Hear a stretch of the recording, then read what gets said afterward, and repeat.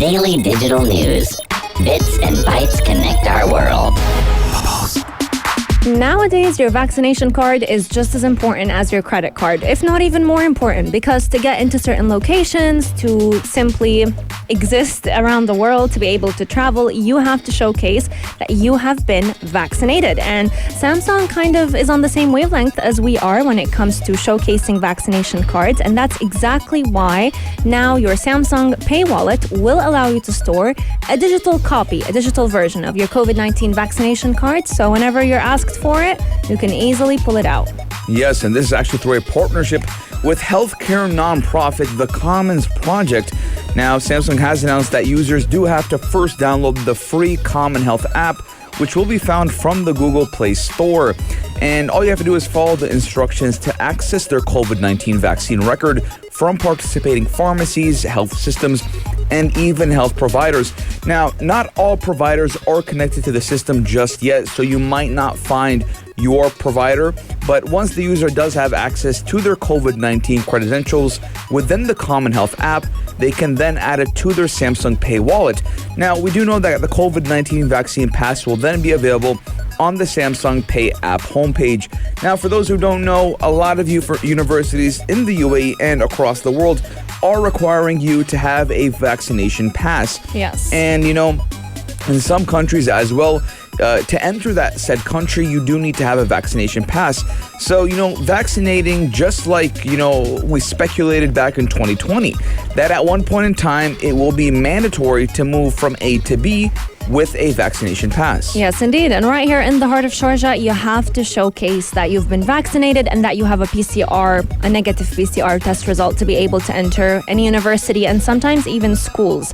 So that's exactly why Samsung is trying to make this become a lot easier. I'm excited to see how that comes to life. But the electronic COVID vaccine card has actually been a bit slow to catch on if you think about it. We've been struggling with COVID-19 since 2019? 2020. 2020? Yeah. Yes. I honestly lost count of the years. But there has been a little bit of progress. Back in June, Google actually opened up the Android's built-in passes system so that it can allow all of its users to store that digital vaccine card on their phone. It was first available in the US, but now more and more countries have been getting it. And now you're going to find it on the Samsung Pay wallet. Let me know, how often do you use the Samsung Pay wallet? I personally love using the Apple Pay wallet for showcasing my air ticket, my airline ticket, my credit card, any paperwork that you want to save, you can easily save it on there. Yeah, not a lot of people are, happy per se because they don't want to get vaccinated, or they do believe that it's unfair. And we're talking about the United States of America, obviously, because it's the land of the free, the home of the brave, right? And but it's for our own safety. Yeah, and again, a lot of people don't want to get vaccinated. They still think that vaccinations will cause them problems. And when we come to the vaccine part, in the United States, before you can enroll your child into school, they actually need to be vaccinated for other diseases. True. Right? So now you're saying that, I don't want to do COVID-19 vaccine. Well, your child or you yourself, if you did school in America, in elementary school, preschool, you needed to get vaccinated and you need to present a vaccination card regarding which I think it was malaria and a couple of other vaccine, the flu shot, etc., before you could enter or enroll your child. And, COVID-19 is going to be, stacked on top of that. And a lot of people, they listen to the media a little bit too much and, misleading content. Always take your information regarding COVID-19 or anything that is a major medical issue from a trusted source, a trusted government portal. Let us know your guys' thoughts, 4215, do it slot, or on our Instagram at Pulse95 Radio. Daily digital news. Bits and bytes connect our world. The clock is ticking. Time is counting down. Right? We're getting closer and closer until the beautiful month of September. I like September for two reasons. I'll tell you. It's your birthday. Number one is my birthday, September 1st, right? On the dot. The second reason why is because we get announcements and we get to see the new Apple product line, right? And today, our scope of, relevance, or let's say importance, comes out of the next iPhone. Yes. And how it will have an insane amount of storage packed into a familiar, slim design. And we're going to be telling you today what to expect from Apple's next generation iPhone. Yes, indeed. Every single time we talk about a new iPhone coming up, I always think, how much storage can it fit? I always think, how much am I going to pay? That's a good one. I'm getting it. You are? I don't care. The iPhone 13, even if it's not foldable. Even if it's not anything. Okay, I mean, I'm not surprised. You always get the next iPhone. I mean, what's new? I mean, it would be kind of hypocritical not to get the new iPhone when I host a tech show, right? Good one. And being an Apple fanboy, everyone knows True. I love the apples. True. But every single time I think to myself, how much storage, how larger can it be?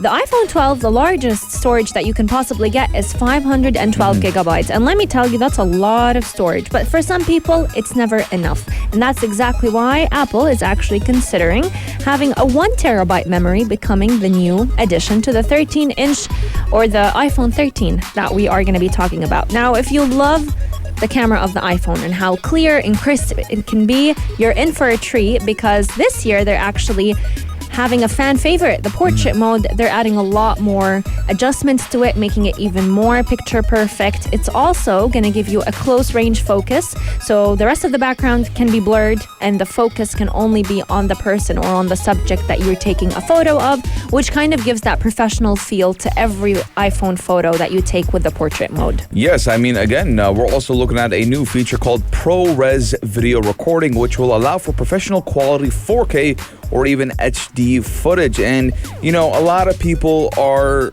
really excited for the new iPhone because mainly the point of the camera. Now, obviously, we like a fast phone, right?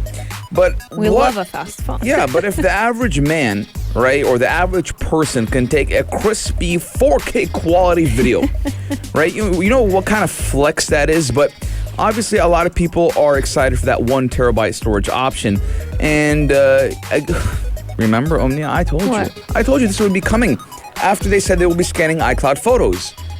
What's coming? That they would make a higher storage capacity. Storage, yeah, of course. Because a lot of people will say, no, I don't want to put my storage on the iCloud. I want it all on the phone. I want it all on the phone. And subhanAllah, all of a sudden, they're like, hey, we got a new 1 terabyte storage option. They need a marketing scheme for it. Yeah. No one's going to buy the biggest storage unless they feel like they need to. I want to see. I believe it would be around 7,000 dirhams, 1 terabytes. I'd go for 8,000. 8,000. Okay, Yeah, we'll see when September 8,000. does come through. Now, the iPhone 12 did launch in October of last year, and it did premiere in 4 types, which we do know: the iPhone 12, 12 Pro, 12 Pro Max, and the iPhone 12 mini. Now, so far, it is unclear if the new batch of iPhones for this year will be released in a similar model breakdown. I do believe the iPhone mini will be scratched off. That is my thesis on it, because it didn't go as well as planned. No, they had big plans on marketing it, and no one was actually purchasing it. Now, I like how they're also going to be following the same scheme of the iPhone 13, the iPhone 13 Pro Max. That's at least what the rumors say. So we could potentially be looking at 4 different iPhone 13 models coming in different sizes as well as different camera specs. Similar price, that's according to the researchers. So the iPhone 13 should have a similar price as the iPhone 12. However, as we always know, as Apple increases the refresh rate, increases storage, that means more money for us to pay. Let us know, which phone would you go for? Would you buy the iPhone 13 Pro Max? Would you size down and get the iPhone 13 Pro alone, not the Max size?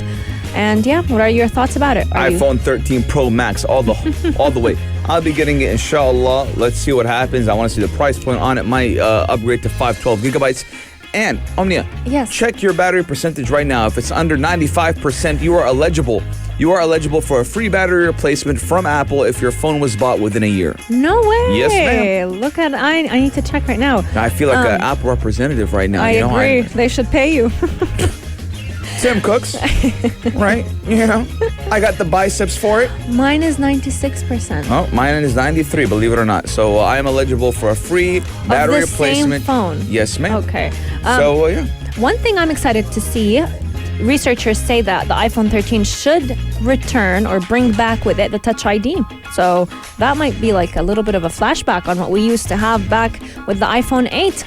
but this time it might just be embedded underneath the screen. Let us know which one are you most excited about. 4215 Dur Salat or slide into our DMs at Pulse 95 Radio. Coming up, we're talking all about a UAE teenager that was able to build a new gadget to help all those who are visually impaired. Daily digital news. Bits and bytes connect our world. Innovators right here in the UAE, but today's innovator is actually very young in age. She's a teenager who decided to create an invention that would help those who are visually impaired. More specifically, it would help them become more independent, avoiding obstacle, any danger on the road without necessarily having someone by their side 24/7. You know, Omnia, in general, right? When we're talking about innovators, you said very young, but I feel maybe in the technology sector, but I feel in general, anytime we talk about an innovator, they're very young of age, you know? True. I don't remember the last time we brought someone or talked about someone who's an innovator over the age of 25. There are a couple, but yeah, Right? the majority are actually pretty young. Are young. I mean, Unless we're talking space sector, that's space sector, I mean... I thought of Richard Branson. No, innovators, Yeah, you know, true. the people like inventors, you know, people who are up and coming, not the already established ones, right? And, you know, we're talking about a teenager who discovery might actually be a game changer for those of the visually impaired. Now, we're talking about Maria Falconaz, who is a UAE national and a grade 8 student right here in the UAE, and how she has developed a prototype of sensors in self-driven cars. She can't even drive. And, you know, and incorporated that design into walking canes that can alert users of obstacles and dangers. Now her prototype, which she completed in a period of 2 months, helped her school bag the UK Silver Crest Award in Science. Grade 8, ladies and gentlemen, she took the idea from a self-driving car. She can't even drive. So, you know, this is just literally amazing, mashallah. When I was in grade 8, you don't want to know what I was doing in grade 8. Eating donuts. Not even that. I don't think I had the mental capability of understanding something like this. Now, when we talk about young people, you know, especially at this caliber, at this age, grade 8, all right? We're talking about 13, 14 years old. We talk about they created an invention. You're like, oh, that's cool. No, remember when you were 14 and 13, what was your goals? What did you like? I liked eating food and playing games all day. If you told me, hey, honey, you have 2 months to create an invention, I'd be like, what? Invention? What does that mean? Right? So again, we have to, you know, give so much credit to this young generation and to people like this. And not only that, credit to their parents for supporting them. I know a lot of people, if they would go to their parents and say, hey, mama, I have an idea. Hey, Baba, I have an idea. Go sleep. Right? Ya zalimi, ruh naam, ya zalimi. You know, go to sleep, bro. Like, what do you want? Yeah, it's like 10 p.m. I'm trying to relax at the end of my day. I've been at work all day. What do you want? I'm tired. Go to sleep. You have school tomorrow, right? Turn off the Wi-Fi and get it. It'll go away. But, you know, hats off to the parents that support their children and their dreams. Absolutely. And what's interesting about this story and this teenager is the fact that her initial research was not necessarily about creating a smart walking cane. It was more just researching the different uses of car sensors. She was looking at the technology behind how self-driving cars tend to avoid obstacles. And that actually inspired her to go ahead and basically implement it into the walking canes. So she first decided to design and build a Lego car with built-in sensors. The minute she had that code already developed, she decided to go ahead and implement it onto walking canes.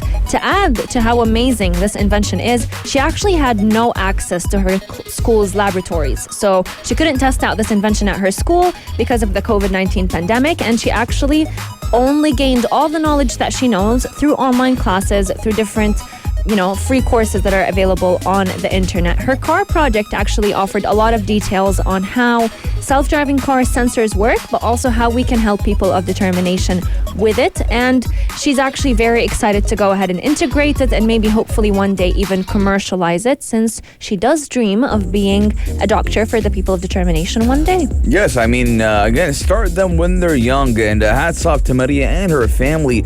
It's not an easy thing to do, to create an invention, to help people. I mean, especially, you can create an invention, I feel, is a bit easier when it doesn't, involve health, right? True. When it doesn't involve helping people, especially people of the visually impaired, Yeah. right? If we're saying, hey, I created an invention that can bring me cola every 3 seconds, okay, that's pretty cool. I press a button, the refrigerator opens, and an arm, a robotic hand comes out, gives me my cola, right? But we're talking about something much, much different. So hats True. off to Maria and her family, and again, a lot of people would not be able to do this. Me, myself, at my age right now, if you gave me a couple of online courses to do, right, on YouTube, and you said, hey, honey, you have 2 months to create an invention, I'd probably come back in 2 months weighing 10 kilos heavier and be like, I didn't know what to do, man. I was binge watching some funny videos on YouTube. And this just goes back to showing how information online can have a very big impact on the youth. And it's not just, Fortnite, Call of Duty. True. I know a lot of parents see their children on the computer playing games and doing whatnot. But again, give them a little bit of freedom. Obviously, it's good to always, within its limits. Yeah, it's obviously good to have control over what your children watch, but at the same time, it could actually motivate them to create something that might just change the life of the child and of the people around them. Let us know your guys' thoughts, 4215, do it slots or on our Instagram, @Pulse95 Radio. We're taking a short break, but when we come back, We're talking all about Facebook supporting our dreams and hopes of working remotely from home. Pulse 95. Apps all around. What's worth a click and download? what's worth a click and download, ladies and gentlemen? We're talking all about the Facebook today.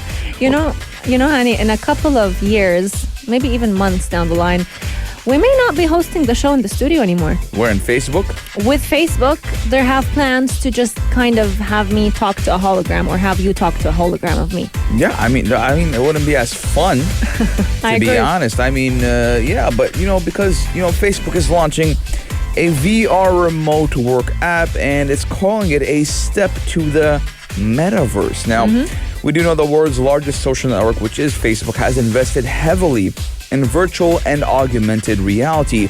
And Facebook just last Thursday did launch a test of a new virtual reality remote work app where users of the company can use the Oculus Quest 2 headsets and hold meetings as avatar versions of themselves. Yes, indeed. And we've always known that Facebook has kind of a deep love for virtual reality. They're actually one of the first companies to start experimenting with different headsets to try and make that kind of a very easy reality for us to implement in our own day-to-day life. The beta test that Facebook actually did to test this new technology happened in their very own workrooms. So they had an application that they were setting up with many companies that they were working with remotely that were actually shut down due to the COVID-19 pandemic. And this new VR application helped them basically interact with virtual reality avatars of them. Now, Facebook does see that this is going to be the latest step in working remotely. They feel like no one has done this step before them, and Mark Zuckerberg feels like he's the first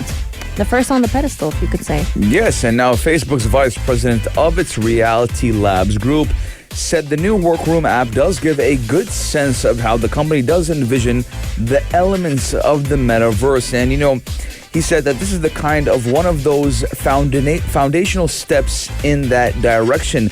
Now, you're probably wondering, Hani, what is a metaverse? Well, the term metaverse was coined in 1992 in a novel called Snow Crash, and it's actually used to describe immersive shared spaces accessed across different platforms where the physical and digital coverage. And Zuckerberg has actually described it as an embodied internet.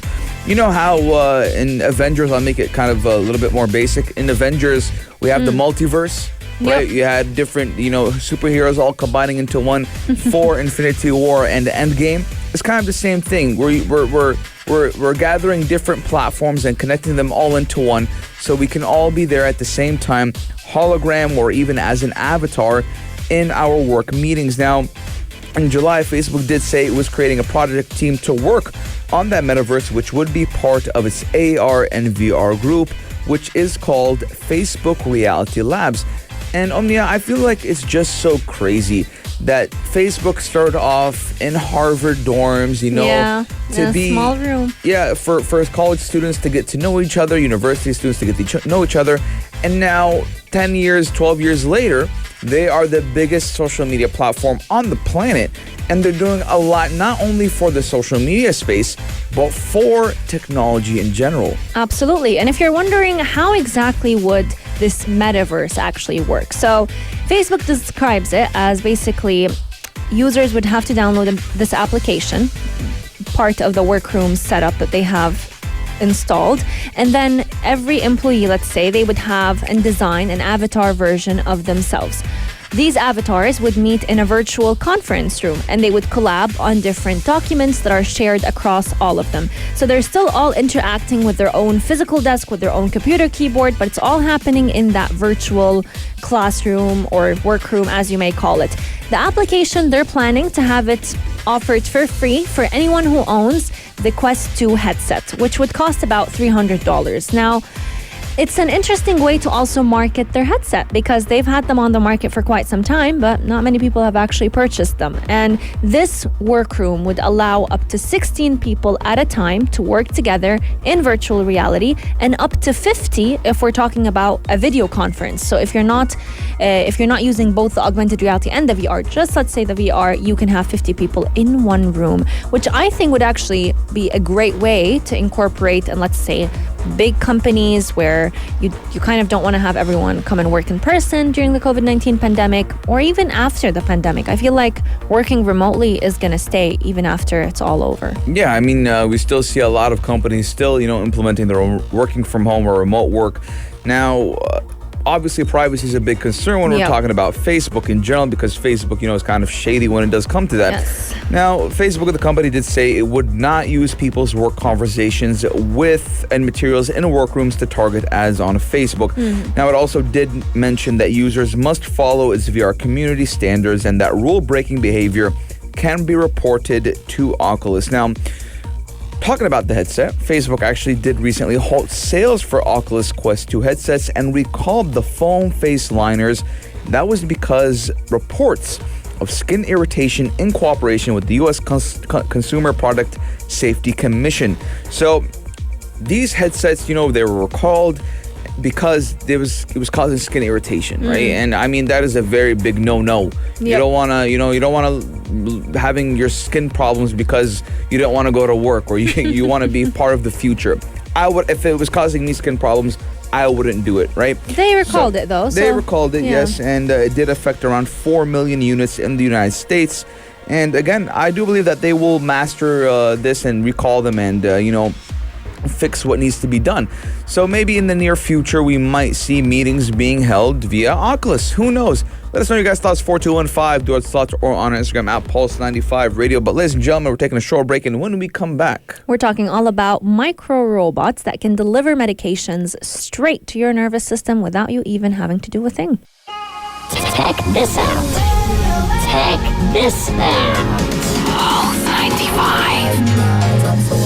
Gone are the days where you have to swallow pills to be able to get rid of a headache, to take your antibiotics. Soon enough, you may just be swallowing a tiny robot and they will get the job done for you. And I mean, anytime, any day. So basically, you'll just swallow this robot one time, and then whenever you need a certain drug, you can just program it to deliver it straight to your central nervous system. So you won't even have to wait for the medicine to kick in. It'll kick in almost immediately. Yes, now we're talking about a micro robot that is powered by magnets and could actually be piloted through the body to deliver drugs directly to your central nervous system. Now, sounds very technical. It sounds very futuristic. Now, tiny robots that can climb slopes, move against the flow of fluids, and even travel over obstacles could one day deliver drugs to specific areas in the human body. Now, a team of scientists led by Weinberg Medical Physics in Maryland have actually designed soft robots that are called maniacs, believe it or not, and they are controlled by an external magnetic field to deliver medication to exact locations in the body.